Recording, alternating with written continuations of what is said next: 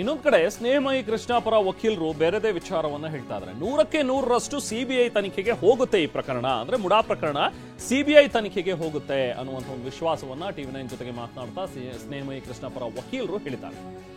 ವಸಂತ್ ಕುಮಾರ್ ಅಂತ ಹೇಳಿ ಸ್ನೇಹಮಯಿ ಕೃಷ್ಣ ಅವರ ಪರ ವಕೀಲರು ಏನ್ ಹೇಳಿದ್ದಾರೆ ಬನ್ನಿ ಕೇಳೋಣ. ಹಗರಣ ಇದು, ಇಲ್ಲಿ ಈ ಪ್ರಕರಣ ಸಾವಿರಾರು ಕೋಟಿಯ ಒಂದು ಹಗರಣ ಇದು.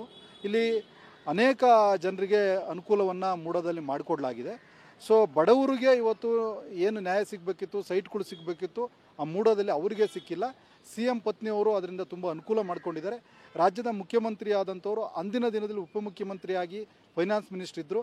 ಅವರ ಒಂದು ಎಲ್ಲ ರೀತಿಯ ಇನ್ಫ್ಲೂಯೆನ್ಸಿಂದ ಈ ಒಂದು CM ಪತ್ನಿಯವರಿಗೆ ಸೈಟ್ಸನ್ನು ಮಾಡಿಕೊಡ್ಲಿಕ್ಕೆ ಕಾರಣ ಆಗಿದೆ. ಅಧಿಕಾರ ದುರುಪಯೋಗ ಪಡಿಸ್ಕೊಂಡರೆ. ಹಾಗಾಗಿ ಈ ಮೂಡ ಪ್ರಕರಣ ಏನು ಸಾವಿರಾರು ಕೋಟಿಯ ಒಂದು ಹಗರಣ ಏನಿದೆ ಇದು ಬಯಲಿಗೆ ಬರಬೇಕು, ಸಂಪೂರ್ಣ ತನಿಖೆ ಆಗಬೇಕು, ಒಂದು ಸ್ವಾಯತ್ತ ಸಂಸ್ಥೆಯಿಂದ ತನಿಖೆ ಆಗಬೇಕು ಅಂತೇಳಿ ನಾವು ಈಗಾಗಲೇ ಹಿಂದೆನೂ ಕೂಡ ಸಿಂಗಲ್ ಬೆಂಚ್ ಮುಂದೆ ರಿಟ್ ಪಿಟಿಷನಲ್ಲಿ CBI ತನಿಖೆ ಕೊಡಬೇಕು ಅಂತ ಕೇಳಿದ್ದು. ಸೊ ನಮಗೆ ಅಲ್ಲಿ ಹಿನ್ನಡೆ ಆಗಿದೆ. ಈಗ ನಾವು ರಿಟ್ ಅಪೀಲ್ ಡಿವಿಷನ್ ಬೆಂಚ್ ಮುಂದೆ ಫೈಲ್ ಮಾಡಿದ್ವಿ. ಲಾಸ್ಟ್ ವೀಕ್ ಕೂಡ ಅದು ಕೋರ್ಟ್ ಮುಂದೆ ಬಂದಿತ್ತು. ಈಗ ಎಲ್ರಿಗೂ ಎಮರ್ಜೆಂಟ್ ನೋಟಿಸನ್ನು ಇಶ್ಯೂ ಮಾಡಿದ್ದಾರೆ. ರೆಸ್ಪಾಂಡೆಂಟ್ 10 CM ಪತ್ನಿಯವ್ರಿಗೆ ಒಂದು ಹ್ಯಾಂಡ್ ಸಮನ್ಸನ್ನು ಕೊಡಲಿಕ್ಕೆ ಕೋರ್ಟ್ ಆದೇಶ ಮಾಡಿದೆ. ಸೊ ಅದನ್ನು ಮುಂದಿನ ದಿನಗಳು ನಾವು ಹ್ಯಾಂಡ್ ಸಮನ್ಸ್ ಕೊಡೋರಿದ್ದೀವಿ. ನೆಕ್ಸ್ಟ್ ಕೋರ್ಟ್ ಮುಂದೆ ಬಂದಂಥ ಸಂದರ್ಭದಲ್ಲಿ 100ಕ್ಕೆ 100 ಸತ್ಯ ಈ ಒಂದು ಪ್ರಕರಣವನ್ನು CBI ಕೊಡ್ತಾರೆ.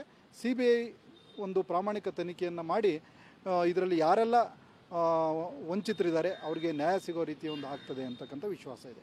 ಈ ಪ್ರಕರಣ ಸಾವಿರಾರು ಕೋಟಿಯ ಒಂದು ಹಗರಣ ಇದು.